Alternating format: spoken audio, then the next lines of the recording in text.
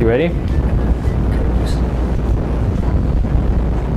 Okay, but you're going too much this way. Why don't you bring your chair forward a little bit? And maybe you could sit a little more straight, because I feel like you're...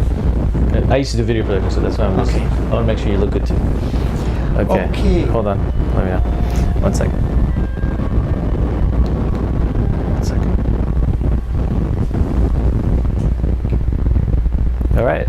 Okay, I'm here today with author Shahin Jedian. He is the author of the latest book called Divine Prescription for Life, and he's also has 42 works out in the field there. He's also the founder and creator of the 42 Universal Forgotten Laws. We just want to ask him today about how he came to be involved in this new age kind of therapy or works that he's working on. So can you just tell our audience how you got involved? And I understand that you were actually in video production. I don't know if that caused you to get the chronic pain and stress, but can you tell us a bit about how you got the pain and stress and why you switched from video production to the area that you're in right now? Sure, absolutely. So about 20 years ago, I started a video production company called Zoom Video. And what happened in the process was that I was a new businessman. I didn't really know what goes inside the components of a business, what it takes to run a business really in terms of managing your stress more than anything, because I was so creative and I knew what I was doing, and I was able to create some stunning, powerful graphics and recaps and highlight films and trailers where people were like really, really stunned emotionally. But in the process of creating so many of these powerful videos, what I found was I was really neglecting my own needs in terms of really being able to de-stress, to let go, to be able to unwind, because I got so caught up in the business aspect of things, of just really, really creating the best, most amazing, most perfect work for other people at the cost of sometimes abandoning myself. And so it took me a while, maybe about 8 years or 7 or 8 years into the business, when I started to realize that this is taking a toll. And that's when I discovered that I need to kind of like go backwards and de-stress and literally unwind and open up the knots that are actually sitting inside my both mental state, emotional state, physical body, things that most of us are going through but we're not really aware of. And so that's where it became something really powerful for me in terms of how to look at that. But I didn't stop. I didn't stop this workaholic way of constantly going, because I couldn't. It's an addicting cycle. You just want to keep going, keep creating, keep doing, keep moving until your body shuts down, right? And that's what happens to most people, right? So some of you, like, you know, as you're watching, whether you're on the Facebook Live or on, there's a couple of cameras here and audios here, or if you're watching this video later, there's this cycle that can get set inside you where there's a workaholism behavior that begins to actually feed your adrenals inside your body, and it begins to take over you, where you're actually not you anymore, somebody else performing inside you in order to keep up with that role of who you've developed to present to the world. So that's one of the things I want to also talk about today when we talk about the law of belief, and also the roles that we have inside ourselves, and how I came to actually begin helping people at this massive global level with the programs that I'm offering right now. Go ahead. So you also mentioned that there's 42 universal forgotten laws. Are these laws already out there and people just haven't discovered these laws, or did you write these laws from your own? Okay, that's a good question. So one of the teachings that I have is called the 42 Forgotten Laws. And 42 Forgotten Laws, everyone has heard of law of attraction, for example, right? But that's only one of the laws. And most people go on and try the law of attraction, they watch The Secret, they get excited, you know, and it's just this one law. If you just do this one thing, your life is supposed to change and you're supposed to attract everything. And then there's a point where you hit like this blank space, or like this, you hit the wall and you just don't know where to go. And that's where people come to me and they're like, I tried everything the law of attraction said, and how come it didn't work? And so over the years, in the past 10 years, actually in the past 20 years, but in the past 10 years literally manifesting, I began to explore from ancient writings, dreams, all over, from experiences, regressions, powerful hypnosis, connecting with very deep subconscious states, these 41 other laws that must go in companion with the law of attraction, otherwise you have no chance of understanding the universe and how to navigate through.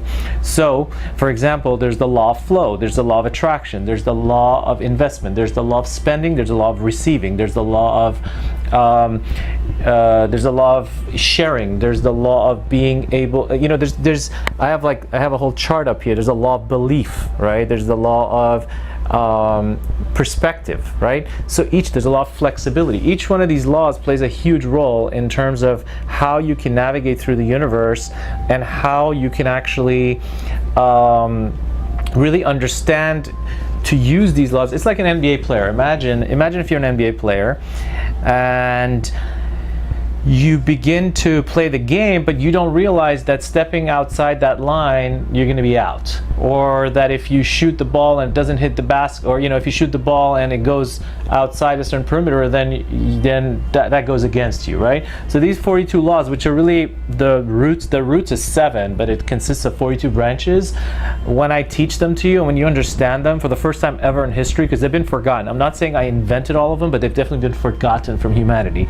You had a few people here that know one of them, and that the law of attraction became really famous, and the other 41 have just been kind of dwindling around in time. Some of them are found in ancient texts in the Aramaic language, which is very difficult to decipher, and most people just translate into religion. They don't really know how to use it as a universal law. Some of them, I think I was fortunate enough that it just came to me in dreams and trance states. I feel like because I'm in this community to help a massive global amount of people, God has just blessed me with the understanding of these things and the download in order to really share it with you. So that's why so many of my programs are also free, because I really want to get this wisdom to come through me and to share it with everyone, and to do this powerful monumental task, which has been actually a difficult task in many ways, because I feel like this crazy amazing wisdom is coming through me, and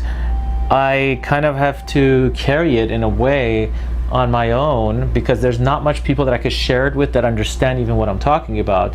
Actually, the people that really resonate the most with me are people that are just simply watching and connecting, because you're just watching and you're like, yeah, I resonate with that. And if you're resonating with something, that means you're supposed to be here at this moment in time to connect with this. It's that simple, right?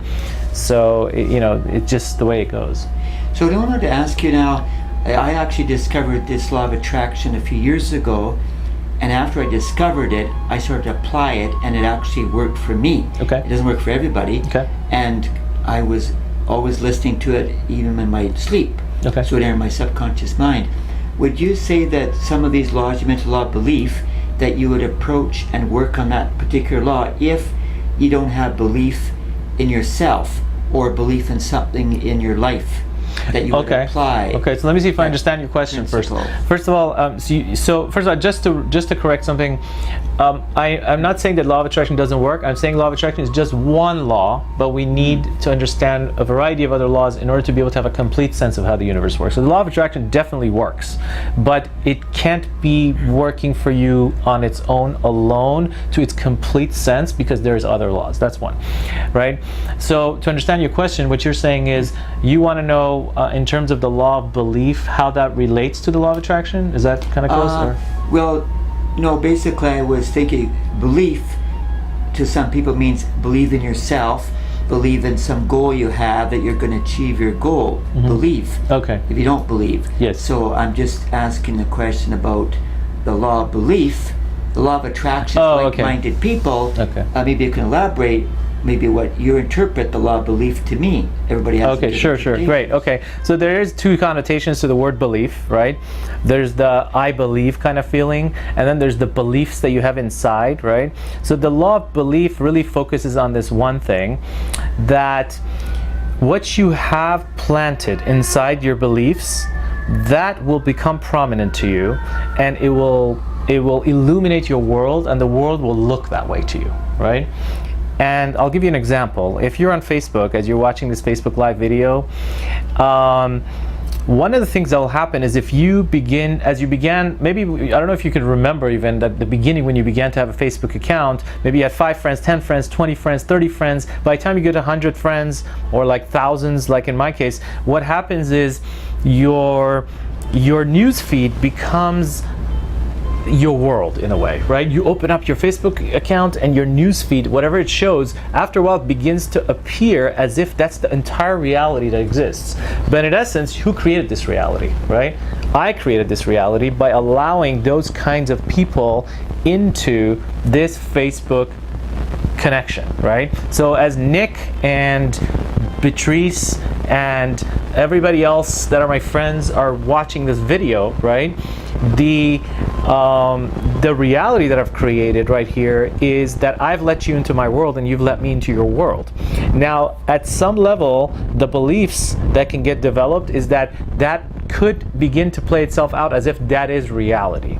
But that is a subjective reality, which means that I've never really been able to step out of that particular reality to see other realities when it comes to this Facebook thing, because that's my reality, right? So we create this reality, it becomes our belief.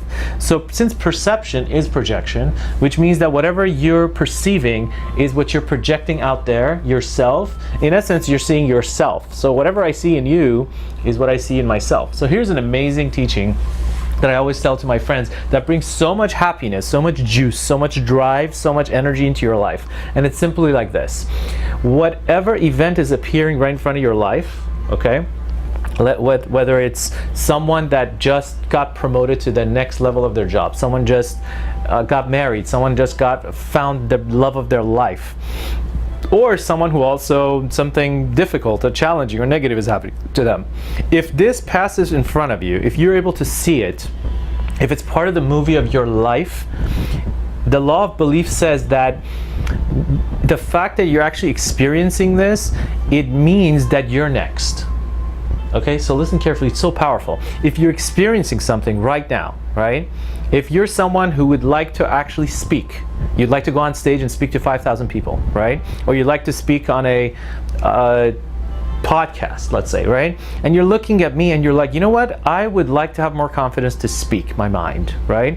If you're looking at this video right now and you're here, right here, this moment, that means you're next at some level of confidence in this zone. And that's the reason the universe is actually attracting this to you, and you've taken the moment to be here, and there's no coincidence that you're here. So whatever is occurring in front of you today, whatever is happening for you, whatever is coming your way, I want you to understand that it's happening because and only because you are next. So if you see your friend and is having an amazing, incredible success, just remember you're next. That's why it's appearing. But the Creator can't give that to you instantly. Why? Because first you have to accept it on the external level, on your outside, right? Isn't that powerful? Just being able to accept success in someone else outside you, someone you might not even be able to stand, right? It means accepting it, you're next. Because there is no outside of you, right? The duality is just an illusion. We're all one, right? And in the Hebrew text, Aramaic text, we say Ein od milvado. There's nothing besides Him, meaning besides your own inner Creator essence, the godly essence of it, which you have. And so the law of belief says that it's your beliefs that's creating all this reality, right? So here's a little exercise I want to do with everyone. Is it okay? All right, here's the exercise. I want you to think of someone that just had massive success, or something you don't have, that when you first heard about it, maybe it could be a sister or brother. Sometimes close relatives can trigger us, you know, like when they accomplish or go somewhere and we're not there yet, you know, whether it's in a relationship, finances, people, community, social status, you know, health, wellness, traveling. Sometimes people like go away and they do all these great things and they post for you on Facebook and you're like, oh, I wish I could do this. But, you know, secretly you might be jealous, but you might not even be aware of it. And jealousy is a beautiful thing, by the way, if you know how to work with it. So I want you to think of someone that you really kind of triggers you, the fact that they have something you don't have, right? And now I want you to realize that the only reason, and this is the law of belief that I'm teaching you, that the only reason they appeared in front of your life is because you're next. And in order to be able to be next in that area, you must learn to love and enjoy this person at that external level that they're putting on their show for you. And the reason for that is because if you can't entertain and love something outside of yourself, how could it even enter inside of yourself? It's kind of like, I'm just gonna flash something in front of you and be like, hey, what do you feel about this? And you're like, I can't stand it. All right. It's like, imagine I bring you some food and I say, hey, I'm about to eat this food. What do you think about it? And you're like, I can't stand the smell of it, right? So the chances of this food, me offering it to you and for you to eat it, is going to be zilch. Why? Because you can't even stand it, right? So to be able to take in goodness, you must begin to celebrate other people's success, wish them well, bless them, and love them for who they are, because you're next. Because they're in your life, they're showing up, they don't even exist, they're just a projection of yourself. And the Creator is just passing it by to see if you can be happy for them so that you can have it next, so that you can be the kind of person that can contain that level of happiness. And I think this secret right here is the secret to growth, success, and your next level. So you mentioned in a few times in what you just said, attraction. Which I'm wondering if these laws work together. The law of attraction will somehow connect to law of belief, and the other laws kind of connect together. Yes. When you work on one law, which I worked on law of attraction quite a lot, and if I work on the next law, belief, I don't know if there's a certain order for these 42 laws, and then once you get that one down, you go to the next one. Or does a person actually pick upon what the problems in life is? You said there's a law of, to do with money or investment. So let's just say I'm in deep debt.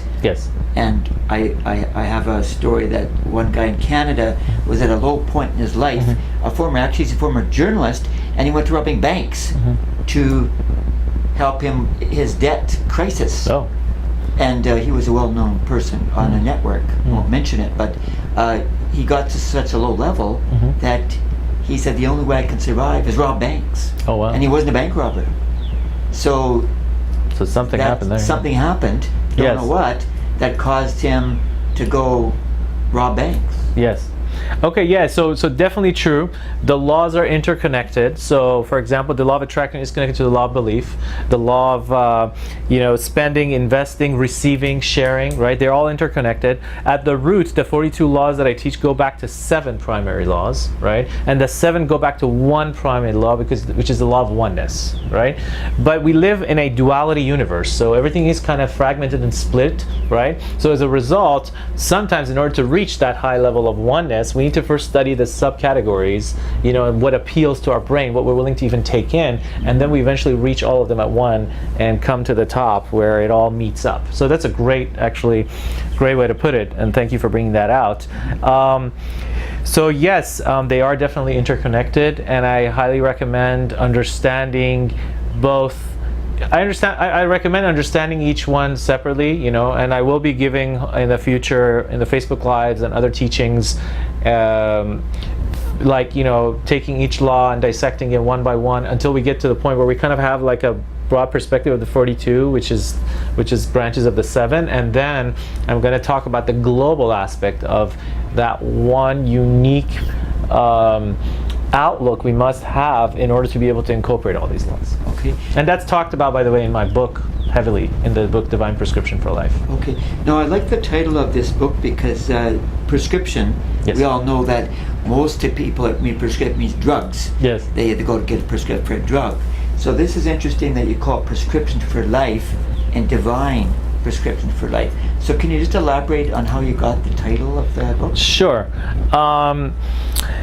I'll first explain why the title actually matters so much to me, and then more technically how I got it. So, throughout my life, one of my biggest challenges with myself and with society and people around me has been that we're all into this quick fix. We want to find something, take a pill, do something, and just let it numb and be done, right? So I began to realize that as a society, we're not. If we really look at our society, about 98% of the people around us are not truly living, really. we're just alive, right? We're just surviving, we're just moving, right?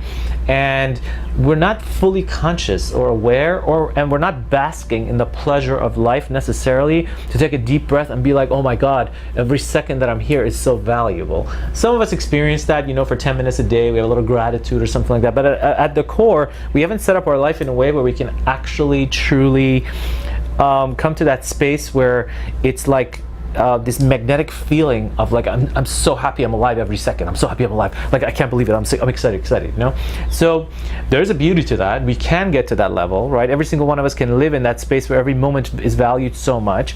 But at the same time, also, if you look at the world right now, I was mentoring and connecting with someone who had trained Bill Gates and some of the presidents in the universe. He had actually trained Tony Robbins at some point, and he was sharing with me. He said that he did a little research, and he said that only 1% of the world population actually controls their own schedule every day, right? Which is pretty low amount if you think about it. You might think like, people are doing their own business and they have their own this and that, but that's only 1% of the world are entrepreneurs who actually run their own schedule. 99% of the world is subject to a schedule they must do for something or someone else, and they don't even think twice about the possibility of even owning half of their own day, So by the time night comes, stress has kicked in, and the actual idea of living doesn't really kick in. There's actually a fellow, I was at a seminar, I don't know if you heard of Robert Kiyosaki. Yes. He actually calls it the rat race. The rat race, and he actually the cash flow game, the rat race. To say get out of the rat race, because we're all rats in the world, and we're just going to do this every day. We wake up, we sleep, we work, we go on a cycle. It's just a cycle. It's in a cycle. We're not even aware of it anymore. You become numb to it. You don't even know it's happening anymore, right? And that's why so many people are suffering. That's why children, they're not relating to their parents anymore, because you're not even here. You're not even present sometimes. So this becomes like a very powerful issue right here. And then it affects everything else. It affects your intimacy, your sex life, your connection with people. There's a numbness going on, right? And then immediately, as soon as there's pain, you ask, why did I call it divine prescription for life? As soon as there's pain, we have already built triggers, and we've already built solutions to avoid any sensation of feeling signals of pain, stress, because we can't even take it. So what we do is immediately we numb ourselves, whether it's through workaholism, alcoholism, smoking pot, not having intimacy and withdrawing, kind of like being anorexic emotionally, or having too much sexuality where you're just numbing it the other way, right? Just that imbalance all over the place, right? Or food, and it just keeps going like this, and it creates a process where you're not really with yourself anymore. You're really, as the Talmud or the Zohar says something beautiful, El Zar Betoch Gufo Shel Adam. There's this strange God living inside you that you don't even notice. This voice that's taken over, literally, right? And so I think that the reason I called the book Divine Prescription for Life is because the prescription that I'm helping you with, it's not something that's physical. It's not a pill. It's really a true mental, emotional state connected with your spirit, removing fragmentation, living a whole life, and really being present to yourself and becoming a person that's sensing life and engaged with life, right? Because when your senses begin to dull, you're also living less, right? I remember the movie Braveheart, right? You watched the movie Braveheart? At the end of the movie, there's a really crazy part that for some it just doesn't make any sense. He's about to, the actor is about to be beheaded at the end of the movie, and his lover comes and gives him this this painkiller medicine, kind of. He's like, why don't you just take this so you won't feel all the pain? And he's like, I don't want to dull or numb my senses, right? Because in the role of the movie, he's so awake and alert, right? And he's brought so much consciousness to people about freedom, and he's like, I don't want to dull my senses even for 2 minutes. He actually wanted to feel the sensations of going through even the most horrifying place, which was death, right? Now I'm not promoting death here. I'm not promoting necessarily anything specific, but the fact is that there are people in this world that want to truly feel. And if you're one of them that truly want to feel, sense, be, and be more engaged with life, I'm here to teach you more about that. I'm here to create an awakening, a consciousness, something that takes you to a next level, something that will stay with you. And if you're already watching this, already your consciousness has been affected. You're at a different consciousness. The fact that you're even staying on here, even for the last few minutes, your consciousness has shifted to the space of an altered awakeness, an awakening of just coming to that state of being more sensing, being more alive, being more here in the universe. Hi, David. Good to see you. And would you say that, like you talked about, we're talking about New Age, this is kind of New Age, right? A lot of people are fearful of changing their life the way it has been, to take alcohol when I get stressed or I need a drink or a smoke or whatever, and they don't go toward these New Age things like yoga or meditation, because I understand you do meditation, or NLP, because they're fearful of the unknown. They say, I don't know what NLP will do to me. I know what alcohol does to me. Either it makes me angry, or it puts me to sleep, or I pass out, or I get liver cirrhosis of the liver, or it makes me sick. But on the other hand, it's familiar, but they don't understand what yoga would do or what meditation would do, or any of these other New Ages. Because you're kind of on the New Age area, right? In a way. I mean, I am and I'm not. What I teach is very unique to itself. It doesn't really necessarily, what I teach doesn't necessarily get titled as any of these things, but it has components of many of them, because what I teach is so ancient that it already included everything that ever came. It's like ancient wisdom for modern times.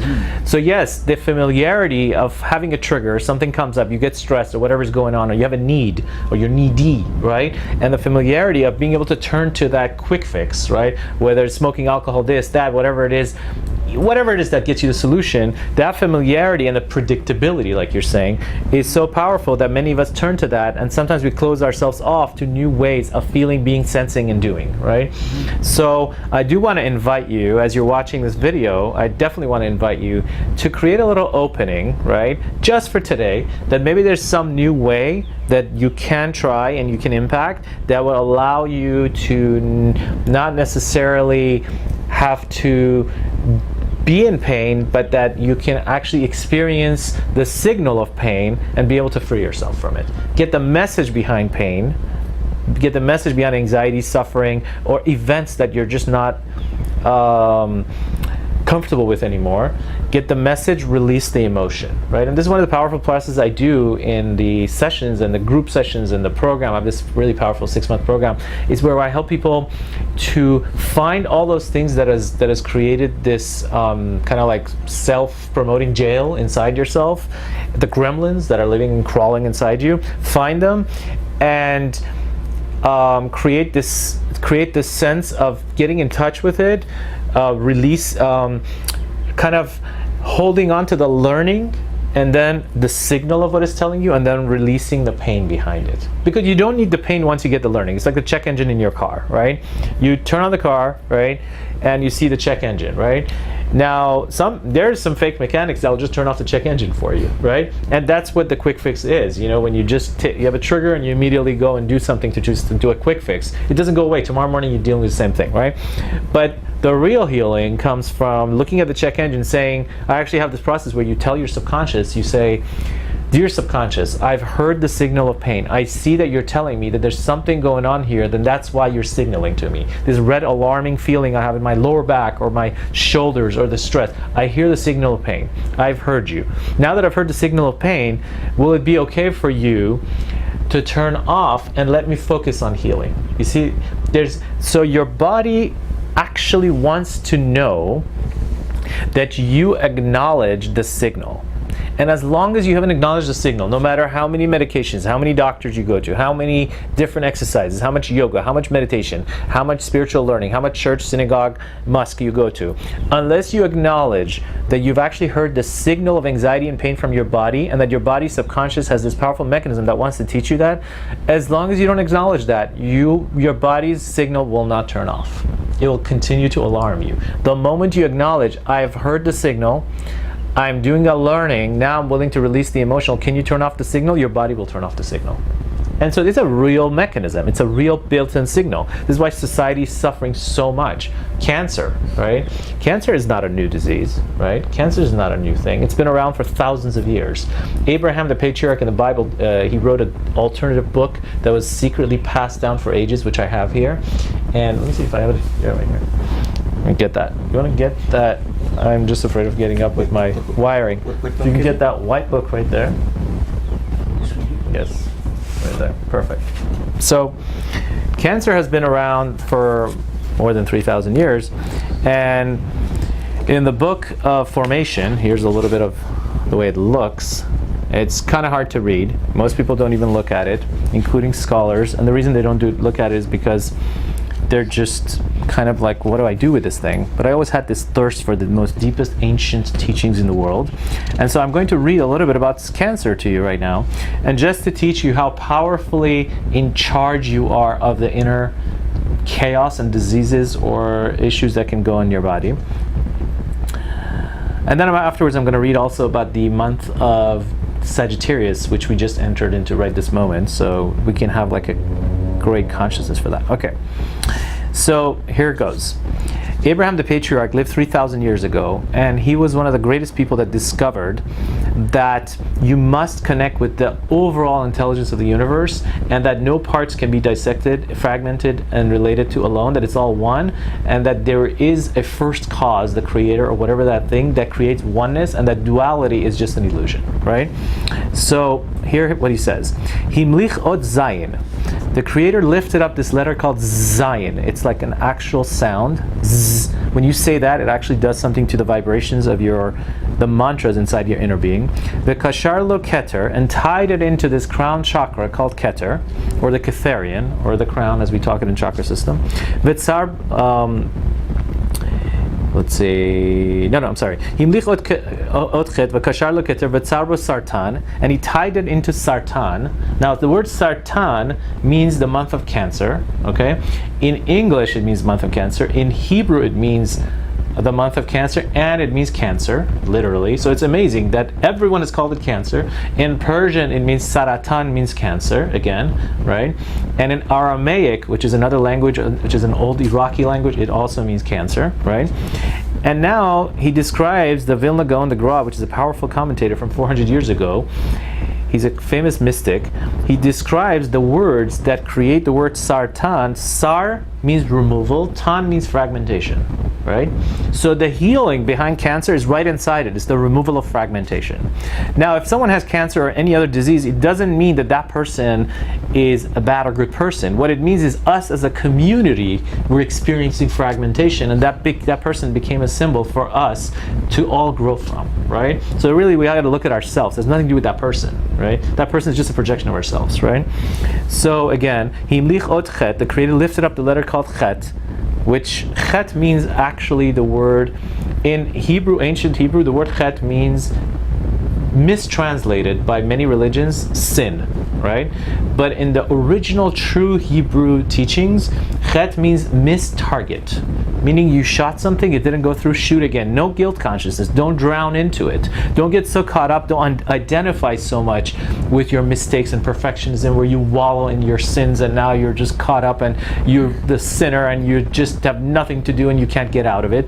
Because the Creator doesn't want that from us. The Creator wants this amazing, happy, glowing person that's really moving forward, is not caught up with guilt consciousness. Yes, deal with your guilt. Understand why the signal is there. It's telling you there's a conscious, you need to have a conscience. You need to make a change, but don't wallow in it, right? So there's a story in the beginning of Genesis which is really powerful, which I love in a mystical sense. And I'm not teaching religion here. I'm really teaching you deep spirituality, which connects with some aspects of religion, but it's not really religion here. The first, the story, the metaphor, whatever you want to call it, where Adam and Eve, they had these two children. One of the children killed the other child right at the beginning of onset of creation. So Cain killed Hebel, and after he did that, there was a murder, literally, right? And there was no Ten Commandments, no nothing yet. And the Creator came down and he said these powerful words, and I love these words. The Creator said, because Cain started to feel like he has to run away. Like the negative entity angels were after him to literally take him. At that time, the world was an angelic being. The creation of physical duality has not yet become so massive like right now. So everything, when you did something, you felt the effect right away, right? So the consequence was too available. So Cain said, I want to go and run away somewhere until it's decided what the courts, kind of like the heavenly courts, wants to do with me, because otherwise these angels are going to destroy me because I just killed someone. And he just realized what murder even is. He didn't know what murder is. It was the first murder ever in the entire world, right? So the Creator says these powerful words, which I want everyone to take in, and to start fresh today with whoever you are. Creator said this, said, Halo im tativ se'et. This is what the Creator said to Cain after a murder. Isn't it true that if you begin to focus on goodness, things can lift right this moment? Ve'im lo tativ, but if you don't focus on goodness, lapete chatat rovetz, that the sin consciousness and guilt consciousness will bury you alive so much that you will lose your identity and you'll never come back. So it wasn't the actual murder that would bury you, it was the consciousness, the way you identify yourself as a murderer, that would take you forever. And you'll never come back, and you'll see yourself as that bad person. So for a moment, as you're listening to this, watching this video, whether you're watching it live, in all the cameras in front of us, or I'm looking both ways because there's two cameras and they're not like sitting next to each other, or if you're listening to this audio, if you're listening to this in the future as part of my program of the introduction of Divine Prescription for Life, wherever you are with this, or a replay on Facebook, I want you to know that this moment creates your next moment. If you're sitting here in this moment and wallowing about the past, you're actually creating your next moment as chaos, you know? So that's my biggest lesson for today. And I want to also give a big gift. Can I give a gift? I'm going to give everyone a gift. Okay. So if you're watching this video, and you're watching this video, whether it's live or later on, if you go ahead and WhatsApp me, you have to have the app WhatsApp me to 310-659-0128. I will go ahead and send you my book as a gift. It's a 240-page, really powerful book, Divine Prescription for Life, worth $297. Comes with audio teachings also. If you're watching this live and you do that, I will get that to you as a gift. If you watch the replay, I will still give it to you also for the first couple of weeks. So that's my gift. What's next on our agenda? Oh, I just want to ask you, you actually said you've done 42 works, including MP3s, books, and True. You've actually been on stage with a well-renowned speaker in the world called Jack Canfield. Yes. What was the experience like working with Jack Canfield? Because he's a powerful speaker. It is. Being on, it was a radio show, right? I was on stage with the producer of Glee, Spider-Man, and Hugo. That was a different shared stage. So being on the Law of Attraction radio, together with Jack Canfield's preparation for the huge weekend, you know, he sold 500 million copies of Chicken Soup for the Soul, which is really, really an incredible accomplishment, right? And being on the stage with him, being on the radio show with him, I'll tell you what it was. I feel that if you're attracting high quality people into your life, and you're continuing to bless people with the sharing of your message, the feeling becomes very peaceful and normal, right? It becomes like, hey, we have a universal message, we have similar purpose, we're about to do this thing, right?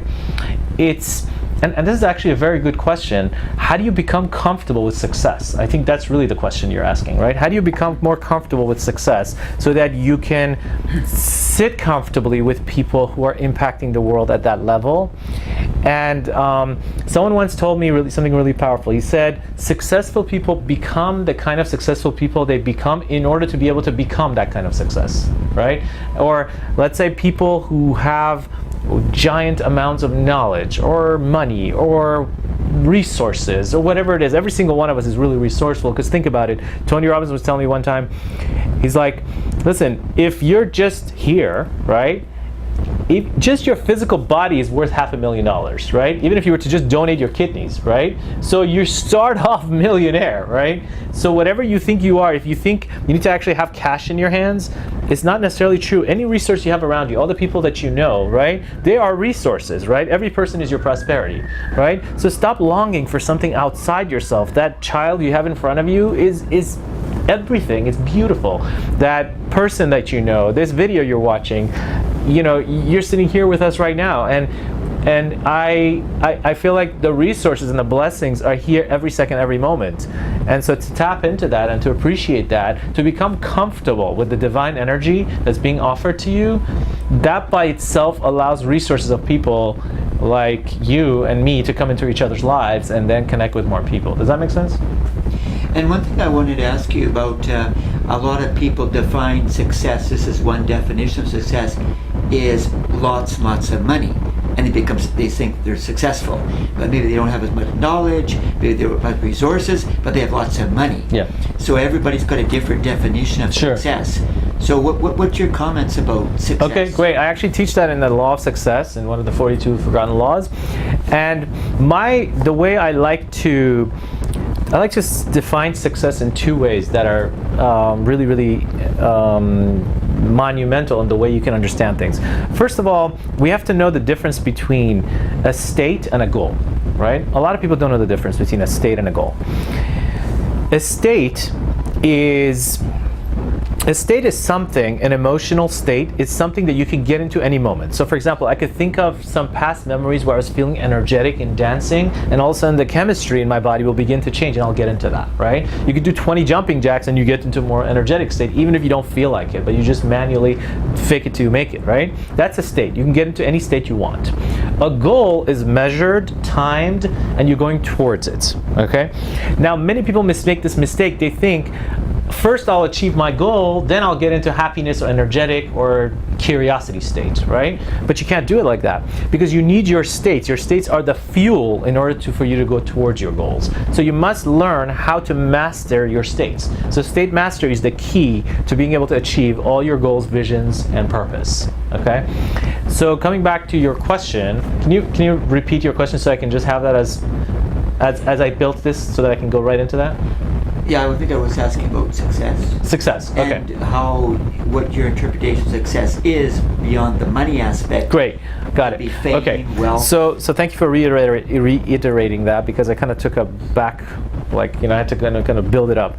So then your definition of success changes the moment you understand that you are the master of your states. Because at any moment you can get into a state where you're success generating. You see, success is not outside of you. It's a generative. It's something you generate immediately when you want to tap more into it by getting into success state. So this, I'll tell you a very simple example of that. This morning, I was not in success state. I got up, and our states are changing all the time. We're human, right? So I feel pretty comfortable to be vulnerable in front of you and tell you, this morning I was not in success state. This morning I got up and I was like, you know, what do I need to do for my next level of success, you know? And I was like, okay, let me get myself in success state. So normally, most people make this mistake. They're like, let me think hard and see if I come up with something successful, right? They try harder. Or they go and do more and more jobs, and they do like more and more difficult, tiring things that they can't stand, thinking they're gonna lead to success, right? That's one way to do it. It doesn't always lead to success. The real way that it can lead to success, according to the way I teach, is, and this is one of the law of success, is that you need to get into success state, right? Once you get into success state, your brain, your mind, your physiology begins to produce success achieving thoughts, right? And when you get into that, you don't need to try so hard anymore. It's already flowing, right? One great way to connect with more success is to be around successful people. Why? Because they're already generating that kind of thing, and it rubs off on you. So I always say this in my program: if you don't know what to do, just stay on the train, right? Because if you get on the train, even if the train is going, even if you're walking backwards on the train, but you're on the right train, going to the right direction, the right success state train, everybody on that train is going to that direction, right? So when you join a group of conscious people that are like going towards that direction, either if you don't want it one day, even if you don't feel like it, you're just not in the mood, you just get impacted. Because you have to understand how fire works in order to get warm. Not really, right? If you don't understand how fire works, you can still warm, right? So just being next to fire warms you up. So I highly recommend that you join a community or a conscious, successful connection. You're here in one of them right now because I'm sharing this with you, and I'm sharing this with you because I've gained mine from other successful people around me. And I highly recommend you stay in touch with that, because we can't light the flame ourselves all the time, every single time. We need the community, we need our people, we need our loved ones, we need our family, we need everything that's around. And you know, as Thanksgiving comes around, we need that connection. It could be you're just going to be with one person, it could be you're going to be on sometimes I remember